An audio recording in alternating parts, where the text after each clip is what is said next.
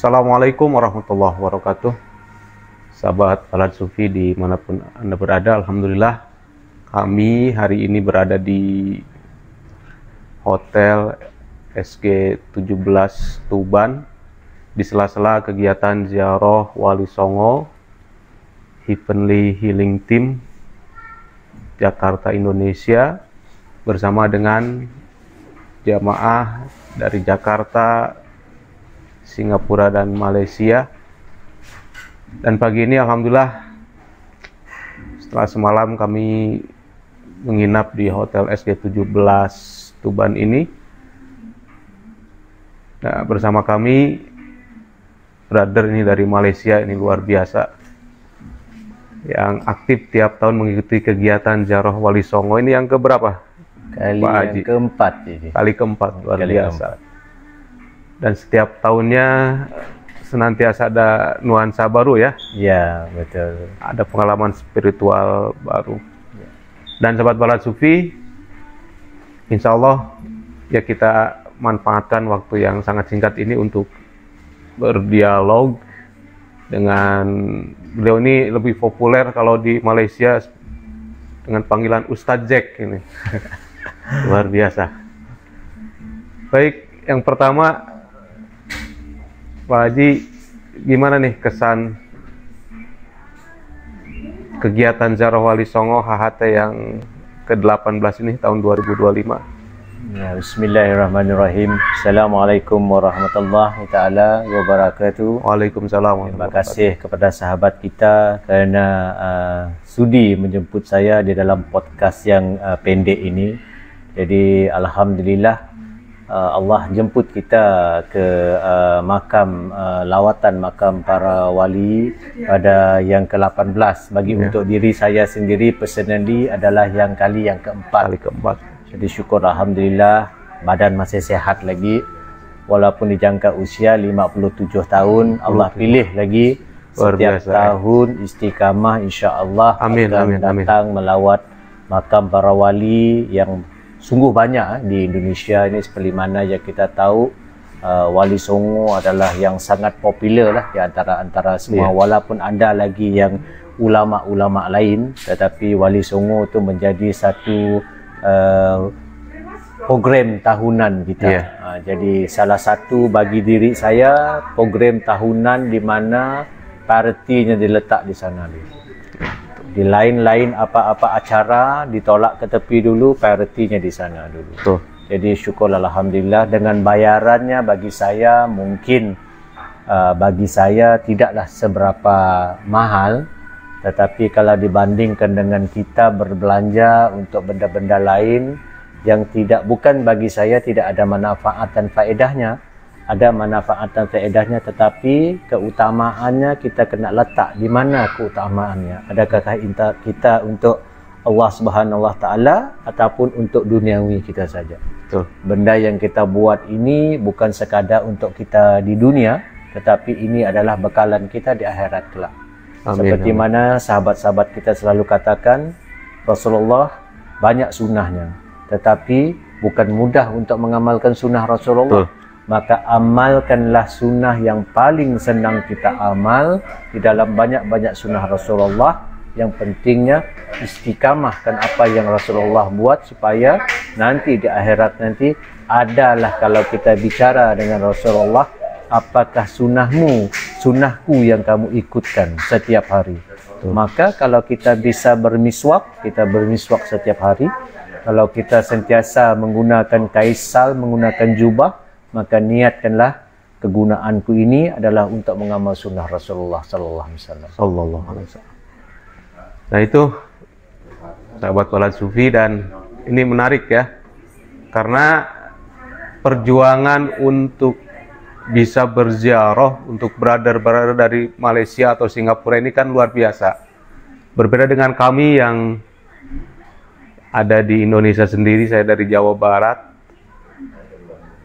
Mungkin untuk kosnya itu nggak seberapa gitu dibandingkan dengan brother-brother kita, sahabat-sahabat kita dari Malaysia, di mana perjuangannya ya harus terbang dari Malaysia ke Jakarta, dan itu jelas yang memakan ya cukup biaya yang banyak gitu. Namun demikian tadi kita mendengarkan sesuatu yang sangat bahagia bahwa perjalanan ziarah ini memberikan dampak yang luar biasa terutama bagi perkembangan spiritual.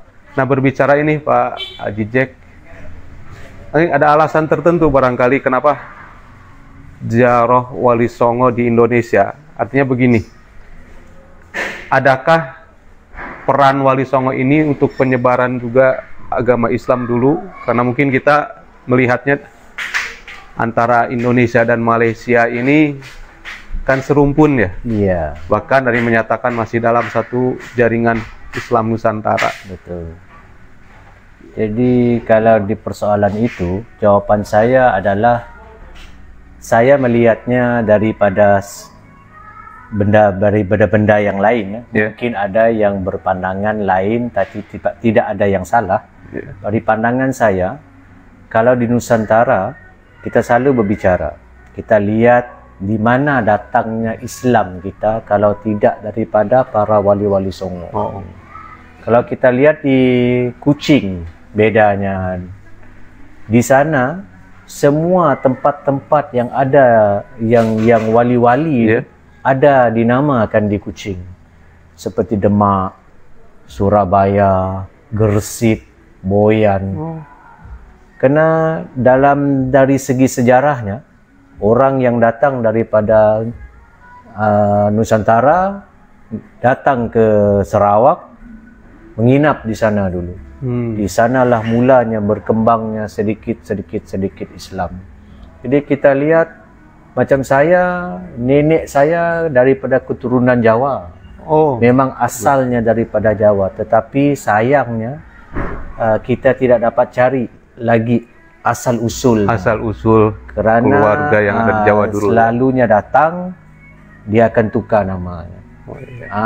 Jadi tukar namanya, bukan nama dia sendiri. Mungkin ada sebab-sebab tertentu. Jadi di situ kita lihat, macam asal nenek moyang saya daripada Sambas. Yang saya tahu daripada jalurnya daripada Sambas.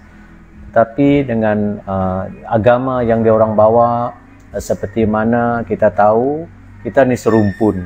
Pontianak di sebelah saja kita punya border. Jadi Habib-habib daripada Pontianak sering kali datang ke Kuching untuk berdakwah. Kita sama-sama bermaulid di sana, bukan seorang, yang ramai-ramai seperti Buya Yahya, Habib Fahmi, Habib Toha, ramai lagi yang datang di Kuching. Jadi alhamdulillah, saya melihatnya gini, kalau tidak ada orang yang terdahulu, wali-wali dahulu, mungkin kita tidak ada seperti sekarang ini. Itu pandangan saya. Ya, ini luar biasa ya, bahwa menziarahi Wali Songo bagi benar-benar dari Malaysia ya sesungguhnya menziarahi leluhur sendiri. Yang artinya berarti hingga hari ini banyak juga sesungguhnya brother-brother di Malaysia yang memiliki paham tentang Islam Nusantara, atau yang kita sebut mungkin kita akrab sebagai berpaham ahlu sunnah wal jamaah, seperti yang diantara cirinya mungkin memiliki kegemaran untuk menziarahi kubur para aulia dan sebagainya. Seperti mana yang kita tahu, kalau kita diberi kesempatan oleh Allah Subhanahu wa Ta'ala, berarti pertama kita menjunjung makam kekasih Allah, yaitu Rasulullah Sallallahu Alaihi Wasallam. Itu kalau kita mampu. Jadi kalau yang tidak mampu, itu tidak ada keberatan. Kalau kita mampu untuk melawat makam para wali yang dekat dengan kita nggak mampu pergi yang jauh, insya Allah kita usahakan untuk datang kepada wali-wali yang dekat dengan kita dulu. Dengan izin Allah, dengan doa kita, dengan pengorbanan kita, insya Allah. Bukan uang ringgit menjadi ukuran. Kalau Allah, atas kehendak Allah, atas izin Allah, apa-apa pun tidak ada yang mustahil. Itu biasa. Kepercayaan saya. Oleh kerana mungkin orang lihat kita daripada segi keuangan, bukan. Ada ramai lagi sahabat kita di sana yang punya uang lagi banyak daripada saya. Tetapi kenapa Allah tidak pilih dia? Mungkin di jalan-jalan agama yang sama, tetapi bukan untuk melawat makam para ulama. Mungkin dia buat solatnya, umrahnya, tetapi jemputan untuk pergi melawat makam ulama ni bukan mudah. Pengorbanan kita, masa kita, wang ringgit kita. Jadi bagi saya, tiap makam yang saya lawati, saya selalu letakkan inilah kali pertama saya melawat. Saya enggak mau bangga mengatakan ini kali keempat. Kalau kita mengatakan tiap kali kita sudah sering kali datang, maka dia punya pengorbanan tu ada kurang. Kalau setiap kali kita menganggapkan ini kali pertama, maka kita akan buat sungguh-sungguh. Kita tidak mau ruginya. Jadi dalam perjalanan saya selalu fikir, kita naik bas. Naik bas sekarang ini mudah saja, dalam berapa jam sampai. Tetapi apakah kita tidak meletakkan diri kita di dalam keadaan wali-wali terdahulu? Di manakah mereka menyebarkan ajaran-ajaran Islam mereka sampai ke Malaysia, sampai ke tempat-tempat lain? Maka apa saja pengorbanan kita kalau dibanding dengan wali-wali dahulu? Sebab saya baru saja balik daripada Uzbek pada bulan Disember tahun lepas, lawat makam Al-Bukhari, Imam Bukhari di Samarkand. Maka dalam perjalanan dengan sejuk di bawah suhu bawah kosong, saya terfikir di dalam bas dengan suasana yang enak, ada heater. Maka saya terfikir, gimana orang boleh mengatakan setengah-setengah ajaran mereka itu tidak betul, tidak menepati Islam. Sedangkan kalau kita lihat pengorbanannya di bawah suhu kosong, menaiki kuda ataupun unta, perjalanan untuk mengambilkan satu sunnah, benarnya sunnah itu, kalau kita letak di dalam keadaan itu, saya rasa kita tidak mampu, Pak. Luar biasa. Jauh sekali. Saya dengan kesejukan di bawah suhu 16, minus 16, saya sempat solat di atas gunung. Maka ada seorang hamba Allah daripada dia ikuti syarikat Nasyabandi. Hamba Allah ni kerjanya menyediakan air panas sahaja untuk mengambil uduk. Kalau kita nak pakai air biasa, subhanallah, tidak mampu, Pak. Jadi saya lihat perjalanan itu, siapa saja kita kalau dibanding dengan ulama-ulama yang terdahulu menyebarkan agama sampai ke kita hari ini. Kalau bagi saya, Pak, sesaat pun kita tidak boleh bayar. Itu luar biasa. Bandingan saya sendirilah, yang lain saya nggak tahu lah, pandangan saya lah. Salah satu pengalaman spiritual yang luar biasa. Dan memang sahabat Palad Sufi, kegiatan ziarah Wali Songo dan aulia yang lainnya, bahkan ini luar biasa. Brother kita ini sudah menziarahi Imam Al-Bukhari ya, di Samarkand, luar biasa. Tadi saya sempat merinding ketika disebut nama beliau.